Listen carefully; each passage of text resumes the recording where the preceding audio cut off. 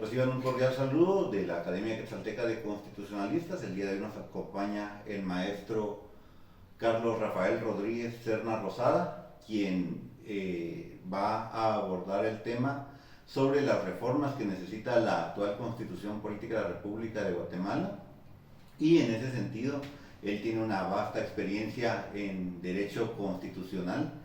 Ya cuenta con más de 40 años de experiencia profesional, es docente universitario tanto en pregrado como en posgrado, y nos puede contar un poquito de toda su trayectoria, por favor, maestro Serna. Sí, muchas gracias por el interés en entrevistarme. eh, eh, Mis vínculos con la Academia Quetzalteca datan de años atrás, y bueno, sí, efectivamente el año pasado cumplí 40 años de ejercicio profesional y pues me he dedicado con especial énfasis desde muy temprana edad al abordaje de los temas relacionados con la justicia constitucional. Incluso aún antes de graduarme, fui invitado por el entonces presidente de la Comisión de Amparo, Habeas Corpus y Constitucionalidad, el licenciado Alejandro Maldonado Aguirre, a participar en unas jornadas de trabajo con relación a la que entonces se gestaba ley de amparo. Llegué ahí con un proyecto de ley orgánica de Tribunal Extraordinario de Amparo y Constitucionalidad. Hice mi tesis de licenciatura en la Facultad de Derecho de la Universidad Rafael Landívar. Sobre el tema de mi tesis fue el recurso extraordinario de amparo contra la Corte Suprema de Justicia. Bueno, mi tesis fue galardonada con el primer premio de tesis de ese año. También me cupo el alto honor de quedar integrando una comisión mixta integrada con representantes de la Constituyente y con representantes del Colegio de Abogados, y esa comisión fue la que se encargó de darle la última revisión al entonces proyecto de ley de amparo, exhibición personal y de constitucionalidad. Luego pues también tengo estudios de posgrado, estudié un diplomado en Derecho Constitucional Comparado, que duró 6 meses, y quedamos tan entusiasmados que luego de eso propusimos la creación de la maestría en Derecho Constitucional en la Universidad de San Carlos, aquí en Guatemala, y bueno, estudiamos la maestría y sacamos el grado académico de maestro en Derecho Constitucional, y de una vez seguimos de largo para estudiar el doctorado en Derecho, el cual culminamos el pensum académico e incluso nos aprobaron nuestro plan de tesis que estaba relacionado siempre con el tema de la jurisprudencia. Iniciamos con alguna inquietud con la elaboración de la tesis, pero en algún momento perdimos un poco el entusiasmo y la dejamos ahí a medio camino. Así que para el doctorado pues aún no cuento con el grado académico porque quedé pendiente de la presentación de mi tesis doctoral. Pero también otra faceta de mi vida muy interesante fue la relacionada con la docencia universitaria. En pregrado tuve pobre experiencia, apenas de un par de cursos en Landívar. Mi mayor experiencia fue como docente de posgrados, tanto aquí en la Escuela de Posgrados de la San Carlos, pero principalmente en CUNOC, en donde impartí cursos por casi 10 años, especialmente teoría de la Constitución, teoría del Estado, teoría general del derecho, jurisprudencia constitucional, el procesal constitucional, poder judicial, en fin, otros cursos más que en este momento no recuerdo, pero también en los últimos años, hace más o menos unos 12 años, incursioné mucho en el tema del poder judicial, que pasó a ser uno de mis cursos más apetecidos por mis buenos alumnos, y pues hice algunas consultorías sobre el tema de reformas al sector justicia, y de alguna manera alcancé algún grado de conocimiento sobre esa temática. Muchas gracias, maestro Serna. Es admirable su trayectoria a lo largo de estos años, y en ese sentido, como le comentaba, hoy vamos a culminar con esta sesión del podcast sobre el constitucionalismo guatemalteco, que hemos venido abordando desde la primera constitución que rigió en Guatemala hasta la actual de 1985. Así también abordamos las reformas de 1993 y las reformas fallidas de 1999. En ese orden de ideas, aprovechando toda su experiencia y el conocimiento que usted tiene, hoy con esta última sesión pretendemos abordar un poquito más en cuanto a las reformas que necesitamos en la actual Constitución, o en su caso, si no es a través de una reforma, de que podemos encontrarle una solución a veces a la institucionalidad que abusa del poder muchas veces, y que muchas veces deja de cumplir con sus funciones, y yendo a un punto más cercano, por ejemplo ahorita en las elecciones de segundo grado nos damos cuenta de que a veces hay dificultades precisamente en el sector justicia, que usted nos decía que tiene amplia experiencia en ese sentido. No sé si nos puede ilustrar un poquito sobre qué reformas o de qué manera podemos hacer que el Estado funcione mejor desde el punto de vista del derecho constitucional. Sí, bueno, tengo que confesarle que yo de alguna manera he sido un tanto reacio a la reforma constitucional, e inclusive en esa línea de pensamiento. Olvidé mencionar que también he sido por muchísimos años columnista de Diario La Hora, en donde tengo una columna que se llama Reflexiones Constitucionales. Por algunas épocas he escrito bastante, he publicado bastante, y por otras me olvido de hacerlo, pero recuerdo en una ocasión que publiqué una serie de artículos que titulé El pensamiento de los grandes preclaros, y pues en realidad era muy poco original, era más bien una transcripción literal precisamente del pensamiento de grandes juristas, que valía la pena compartir, y que creó en mí ese sentido de ser un tanto reacio a la reforma constitucional. Y quiero citar, por ejemplo, algunos de esos pensadores, como por ejemplo de donde extraje todo eso, que es del Tratado de Interpretación Constitucional de Segundo Linares Quintana, y un párrafo en donde nos dice: una constitución, si bien no debe ni puede ser inmutable, debe poseer estabilidad o permanencia, y no debe ser objeto de reforma si únicamente cuando los hechos revelen sin lugar a dudas que ésta es absolutamente indispensable.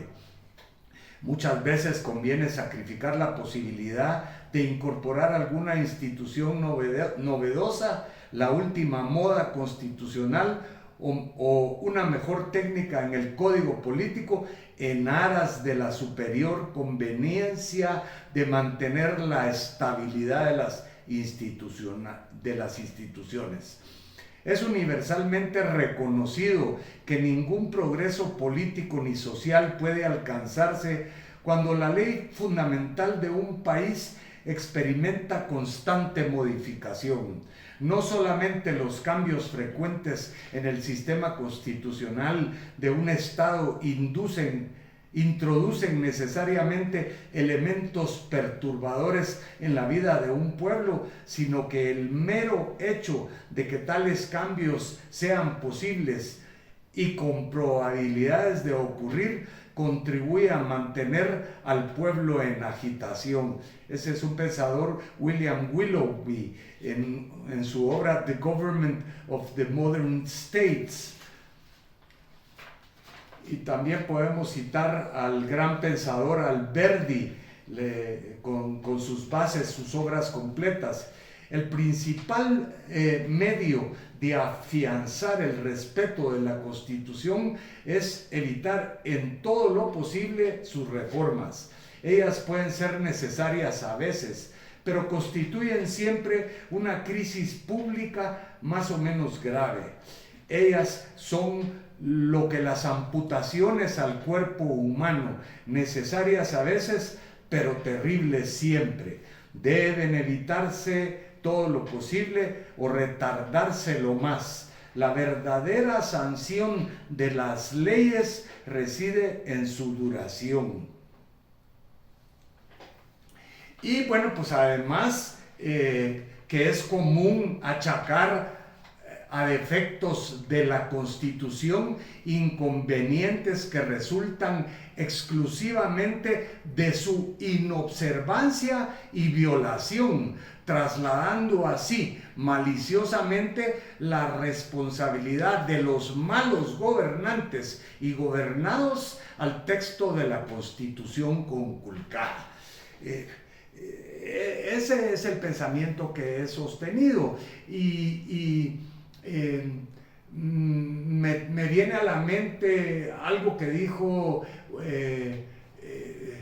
un ministro chileno, Francisco Cumplido, que decía que a veces parece ser que las democracias se suicidan, pero no se suicidan por contener un mal sistema o una mala norma suprema o un código político incorrecto, sino más bien se suicidan por la falta de vocación democrática de los actores de gobierno. Entonces, eso me ha inducido a pensar siempre que con una buena vocación democrática y con una institución creada como felizmente alcanzamos la justicia constitucional con una corte de constitucionalidad,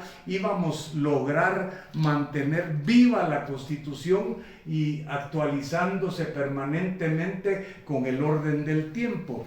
Pero lo cierto del caso es que al día de hoy vemos que la crisis de gobernabilidad es ya insoportable y creo que ha llegado el momento en que sí es inevitable llegar a una reforma constitucional. Con esta situación a la que hemos llegado, y repito, no porque no hubiese podido evitarse, porque creo que incluso con la constitución que tenemos y tal vez con una reforma legal sería posible caminar hacia la construcción de un auténtico un auténtico Estado constitucional y democrático de derecho. Pero la verdad es que lastimosamente, y ayer pensaba en eso antes de su visita, la naturaleza humana no es precisamente angelical, ¿verdad? Y creo que, aunque siempre pienso que somos más los buenos no estamos organizados y no somos suficientemente incisivos, mientras que los enemigos de la democracia sí que lo son. Y por ello quería yo rescatar, estuve tratando de rescatar en el Federalista el pensamiento de Hamilton y de Madison, que en algunas de sus publicaciones se refieren precisamente a la naturaleza humana y que de alguna manera nos indican que que legislar pensando en que la naturaleza del hombre es pacifista, democrática y angelical es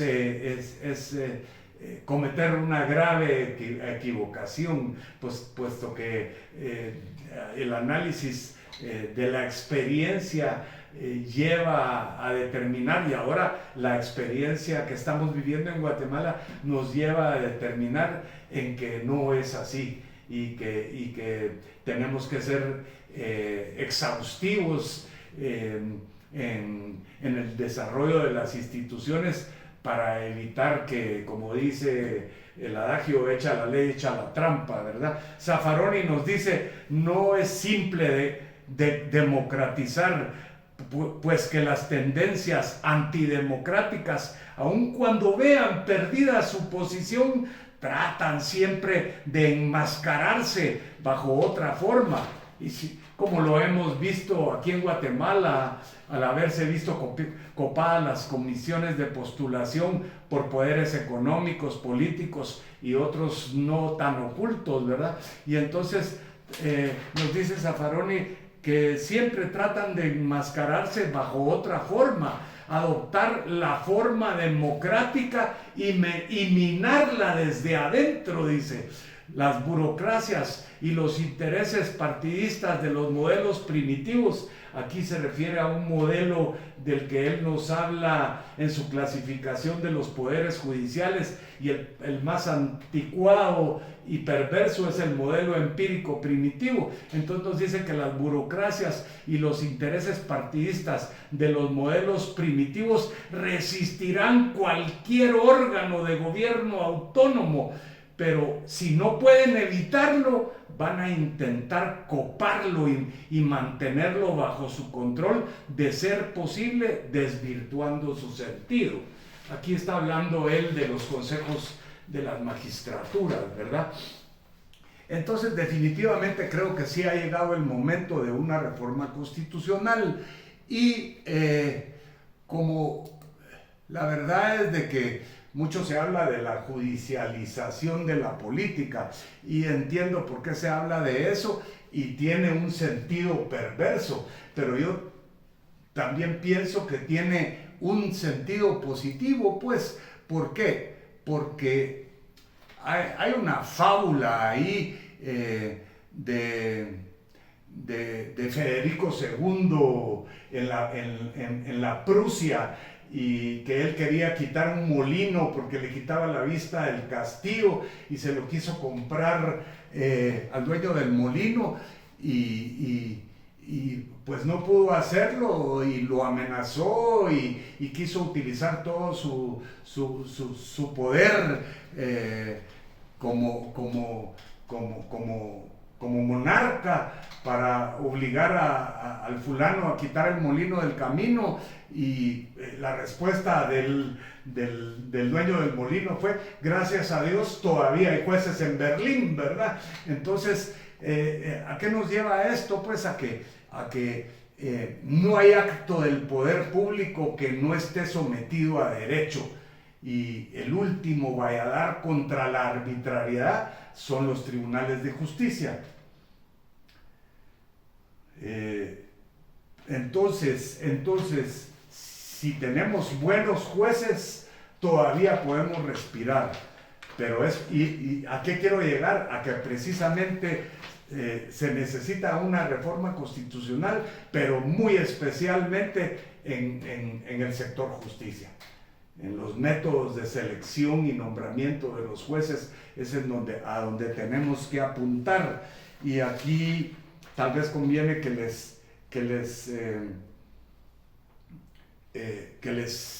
le invoque a un gran jurista argentino cuyo pensamiento he leído varias obras de él y me parece fantástico, que es Julio César Cueto Rúa, tal vez no tan afamado como otros grandes juristas argentinos, pero tan bueno como los otros. Él nos expresaba que ha prevalecido el criterio de que el progreso de nuestras instituciones jurídicas solo requiere la modificación de las leyes vigentes. Es así como se habla continuamente de la reforma de los códigos, como si ese fuera el problema fundamental de nuestro derecho. Es cierto que en nuestra Constitución existen problemas que merecen solución. Uno de los más importantes es el relativo a los métodos de selección de los magistrados y jueces, pues pensamos que la verdadera evolución del derecho está en los fallos judiciales. Julio César Cueto Rúa nos decía: es realmente digno de asombro que en nuestro país hayamos prestado tan escasa atención al significado que tiene la actividad de los jueces en la aplicación del sistema jurídico. Jueces incompetentes pueden frustrar una excelente ley o, aún peor, pueden hacerla rendir resultados nocivos. A la inversa, buenos jueces pueden neutralizar los efectos de una mala ley o, mejor aún, suministrarle cierto sentido positivo. Y continuaba diciendo: un país con un mal código y buenos jueces se encuentra siempre en mejor posición que un país con un buen código y malos jueces. Y culminaba diciendo: la más urgente necesidad que se siente en la experiencia jurídica argentina es establecer un método de designación, control y remoción de jueces mediante el cual se asegure que solo serán nombrados y solo conservarán sus puestos aquellos abogados que sean honestos, independientes y bien preparados. Si el sistema de selección y nombramiento de jueces no mejora, es muy poco lo que progresará el derecho positivo argentino. Es decir, el derecho vivo, el derecho de los tribunales, el derecho mediante el cual las controversias concretas de los habitantes de este país son definitivamente decididas. En consonancia con ese pensamiento, vemos, yo como abogado litigante me enfrento diariamente a conocer fallos judiciales, y la verdad que estamos verdaderamente mal, pues. Tenemos muy malos jueces, jueces incompetentes, jueces corruptos, jueces pusilánimes, y no podemos seguir así. Ayer tuve, por primera vez en muchísimos años, una grata noticia ahí con un fallo de la Sala Mixta de San Marcos, un fallo verdaderamente bien fundamentado, que la verdad me sorprendió bastante, porque no es común ver algo así, y que además acoge un recurso de apelación especial en lo penal, ¿verdad? Últimamente me he dedicado un poquito al tema de la apelación especial en lo penal, la casación penal, materia bastante interesante y que requiere mucha acuciosidad científica, ¿verdad? Entonces, no sé, en cuanto a las reformas constitucionales, pues yo he hecho algunas consultorías al respecto, pero la debacle que vivimos en este preciso instante nos lleva a repensar un poco temas como las funciones administrativas de la Corte Suprema de Justicia. Tenemos un modelo judicial napoleónico, caduco ya totalmente. Ni siquiera es un modelo técnico burocrático, aunque querramos pintarlo como tal por haber disque instituido la carrera judicial, la cual en realidad no existe, porque es de jueces de paz a primera instancia y ahí muere.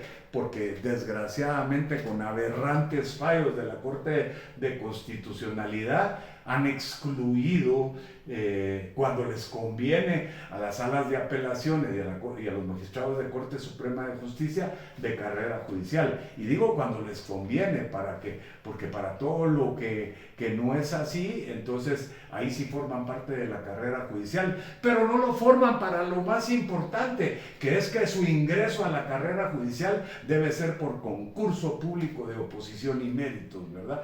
Entonces, ahí el concurso público de oposición y méritos es una de las claves fundamentales para enderezar el ingreso a una auténtica carrera judicial, pero reconceptualizada, no aquella carrera judicial a la manera napoleónica, copia de una carrera administrativa, porque el juez por el que propugna la Constitución, cuyo eje transversal que atraviesa y debe atravesar todo el sistema es la independencia de los jueces, no se concibe a la manera de esa carrera judicial del sistema bonapartista, ¿verdad? Entonces tenemos un consejo de la carrera que es lo que Zaffaroni llama los falsos consejos de la judicatura, ¿verdad? Que de consejo de la judicatura no tiene nada, ¿verdad? Y que están siempre en ese modelo verticalizado del que tenemos que salir. La clave para democratizar al Poder Judicial es la horizontalización de sus estructuras. Si desmoronamos esa verticalización de estructuras, logramos democratizar al Poder Judicial.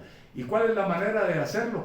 Pues quitarle a la Corte Suprema lo que hoy tiene de suprema. Y lo que hoy tiene de suprema son sus funciones administrativas, nombramiento de jueces.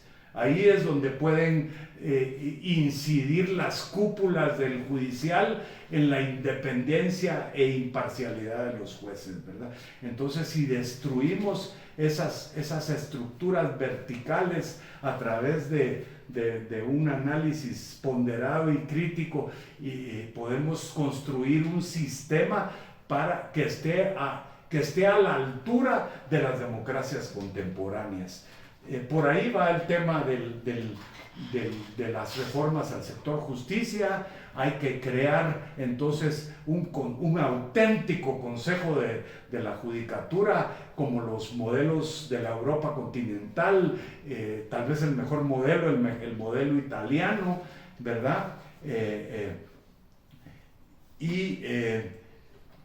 Que el requisito sine qua non sea el concurso público de oposición y méritos, y que puedan siempre que se tome siempre en cuenta el acceso lateral de los abogados que vienen de la llanura, ¿verdad? Hoy tenemos un conflicto ahí en la comisión de postulación que nos dice si los jueces que han ejercido la judicatura por 10 años o lo que sea, eso les equivale al ejercicio profesional.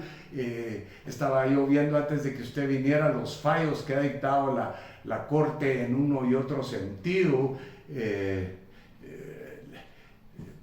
El asunto está de que hemos estado viviendo en un sistema en donde para acreditar yo mi ejercicio profesional me basta con presentar un certificado del Colegio de Abogados que me colegié hace 40 años. Pero ¿qué pasa si en esos 40 años jamás he puesto un pie en los tribunales? Pues, ¿cómo puedo acreditar yo de esa manera un ejercicio profesional?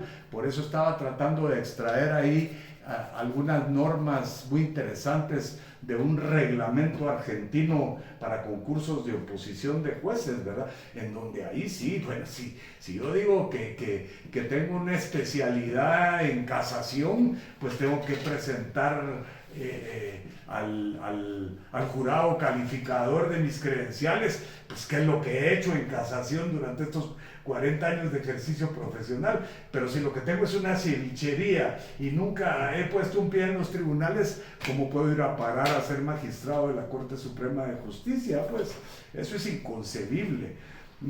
También tenemos problemas con el sistema de integración de la Corte de Constitucionalidad. Tenemos que decir que no hay un sistema perfecto, ¿verdad? Pero lo cierto del caso es que sí hay forma de hacerlos mejores, y en el caso de la Corte de Constitucionalidad hay varias situaciones a tomar en consideración. Es inconcebible que tengamos un magistrado que ha sido reelecto para 4 periodos y medio, ¿verdad? O sea, la reelección tiene que estar limitada y máximo, diría yo, para un buen magistrado, tal vez un periodo y no continuo, sino con uno de por medio, diría yo. Además, el cambio abrupto de toda la magistratura de la CC interrumpe la construcción de una sana jurisprudencia. Debiera de ser escalonados, cambios parciales, ¿verdad? El caso de la designación del CANG, del Colegio de Abogados en Asamblea General, bueno, ahí sí que es imposible que la elección, que es el sistema democrático por excelencia, pueda hacer realidad los deseos de meritocracia, de mérito y capacidad. Pero sí creo que a la luz de las elecciones pasadas y muchas anteriores, yo he sido candidato también a la Corte en varias ocasiones y por distintos entes nominadores. En el 2016, si mal no recuerdo, lo fui por el Consejo Superior Universitario y por la Asamblea. Y lo que he podido percatarme es de que si uno no está, así como en los otros órganos electores, como dicen vulgarmente, si uno no tiene un padrino, no va a llegar, pues en el Colegio de Abogados está sucediendo lo mismo, porque si uno no está apadrinado por una asociación gremial de abogados, es imposible que vaya a llegar. Y eso creo que no está bien. Yo creo que el Colegio de Abogados debería de convocar, ¿qué le digo yo?, 8 meses antes de la elección y cerrar la convocatoria en 30 días para que todo el gremio sepa quiénes se postularon con esos 8 meses de anticipación. Y el Colegio de Abogados debería encargarse de llevar a los postulantes a todo el territorio nacional para que todo el gremio los conozca y sepan entonces cuáles son las cualidades y las propuestas de cada postulante y puedan entonces participar en igualdad de condiciones en la contienda y que no necesiten de una agrupación gremial que los empuje, ¿verdad? Entonces, eso en relación a la Corte de Constitucionalidad. También es importante que existan recursos para cuestionar el procedimiento. La ley de amparo yo siempre la he alabado, me parece una fantástica ley, pero vemos que con el sistema de integración de la Corte hay algunas diferencias que no se justifican. Por ejemplo, la ley de amparo dice que las designaciones hechas por el Congreso de la República y por la Corte Suprema de Justicia no son impugnables, dice.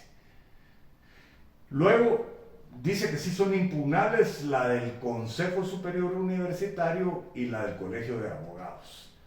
Además, respecto de la del Congreso de la República y de la Corte Suprema de Justicia, dice que están obligados a convocar. Son los únicos 2 electores que están obligados a convocar. Bueno, pues yo participé en el 2011 y aunque la elección no es impugnable, yo la impugné, presenté un amparo, 848 creo que es, pero no estoy seguro, ante la Corte de Constitucionalidad. Me lo resolvieron tardíamente, 9 meses después, ya cuando como dicen ellos mismos, ¿verdad? Ha quedado sin materia. Discutible eso de que las cosas han quedado sin materia. ¿Dónde están las responsabilidades? ¿Dónde están los daños? ¿Dónde quedan los perjuicios? ¿Verdad? Entonces, lo destruí, y como ya lo destruí, ha quedado sin materia, ¿verdad? Como ya vulneré todos sus derechos, entonces el asunto ha quedado sin materia. No termina de convencerme la cuestión. Bueno, pues le cuento que ese caso yo lo llevé a la Comisión Interamericana de Derechos Humanos y pues 10, 11 años después lo admitieron para su trámite. Así que ahí tenemos algún tema interesante todavía por discutir y que puede ser un tema un precedente que lógicamente es de profundo interés nacional, ¿verdad? Para que en realidad, si un órgano convoca, está obligado a calificar mérito y capacidad. De lo contrario, tenemos convocatorias de fachada, que no son más que una payasada, ¿verdad? Y los que nos postulamos resultamos siendo simples tontos útiles ante esa convocatoria. Y en el tema del fiscal general, pues lógicamente eso también tiene que ser profundamente analizado, ¿verdad? Eso que no se pueda destituir al fiscal, ese valladar que se puso en la ley orgánica del Ministerio Público como único caso de procedencia, porque si usted hace un análisis de derecho comparado, hay 4 o 5 causales de destitución del fiscal. Aquí solo hay una y al final no es el presidente el que destituye, sino que es el juez que en sentencia firme condena, pues entonces es imposible que eso suceda, pues no, yo creo que para variar ya me extendí demasiado. No, pero excelente, maestro Serna. Es bastante interesante las reformas o los aspectos a tratar, porque no estamos hablando de puntualmente o irnos a lo específico, porque realmente hay muchos factores que tienen que ver con esto, y entonces teniendo ya en vista de que se necesitaría reformar la forma en la que se elige y se nombra a los jueces y magistrados dentro de una carrera judicial, como ustedes bien lo decían, una verdadera carrera judicial, también para los magistrados de la Corte de Constitucionalidad, para el Ministerio Público. Creo que haciéndole reformas para que estos organismos o órganos del Estado puedan funcionar de una manera correcta, como usted también ya lo citaba antes, a veces de nada nos sirve que la ley sea perfecta o vaya en buen sentido si las personas que la tienen que hacer cumplir pues no la cumplen. Y desde ese punto de vista nosotros en la Academia Quetzalteca de Constitucionalistas hacemos actividades como estas del podcast sobre el constitucionalismo guatemalteco. Teníamos con el doctor Alberto Pereira Orozco, que en paz descanse, el programa de municipios libres del analfabetismo ciudadano, que consistía en que íbamos y le regalábamos una constitución que él donaba a todos los estudiantes, principalmente en el occidente de nivel medio, que estaban próximos a graduarse y próximos a cumplir la mayoría de edad. Entonces, desde ese punto de vista, ¿usted cree de que para que indistintamente que podamos hacer estas reformas en el organismo judicial, en la Corte de Constitucionalidad, en el Ministerio Público, independientemente de que se pueda o no se pueda, para que el sistema funcione de una manera mejor, la ciudadanía es importante, formar ciudadanos es importante? Por supuesto que lo es. Ayer escuchaba la entrevista que le hicieron a los observadores del proceso que se está llevando a cabo en la comisión de postulación para fiscal general. La verdad que gente muy preparada, muy elocuente. Ayer entrevistaron a José Ugaz, que fue incluso procurador ad hoc para investigar el caso Fujimori en Perú, y Jaime Arellano, chileno. Brillante exposición la que nos brindaron, y se aludió precisamente al tema de la incidencia que tiene en el quehacer de la cosa pública la participación activa de la ciudadanía, ¿verdad?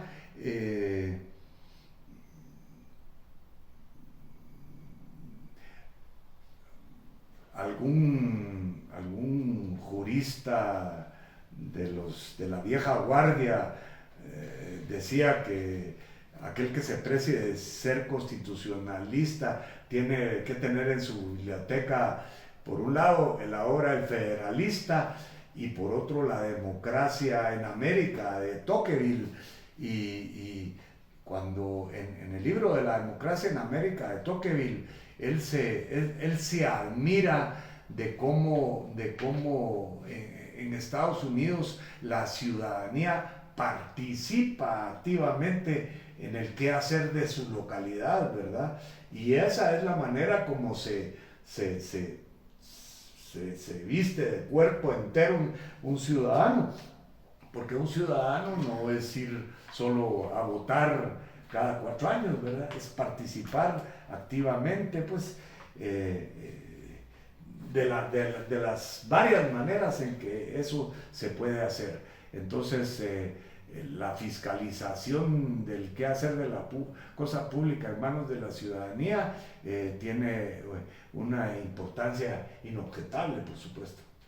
Muchas gracias, maestro Serna. Entonces, de esa manera, pues vamos a ir concluyendo la sesión de hoy sobre las reformas que necesita la actual Constitución Política de la República de Guatemala. Y no sé si tenga algún comentario para finalizar. No, creo que ya hablé bastante. Únicamente agradecer la oportunidad que me brindan de participar en este interesante e importante análisis que están haciendo en la academia y que hayan tenido la deferencia de tomarme en cuenta. Muchas gracias, maestro Serna, por habernos recibido acá y habernos compartido sus conocimientos. La verdad es que es bastante productivo porque nos da un camino más para, ahorita ya conocemos nuestra historia en cuanto al derecho constitucional guatemalteco y también nos da más o menos luces de por dónde ir caminando, qué aspectos son importantes y qué mejor que un profesional y alguien que tiene la experiencia que usted tiene, pues nos pueda ir ilustrando en ese sentido. Y de esa forma los invitamos a que puedan seguir nuestras redes sociales, principalmente en Facebook, para que estén pendientes de las próximas actividades que vamos a hacer. Muchas gracias, maestro. A la orden.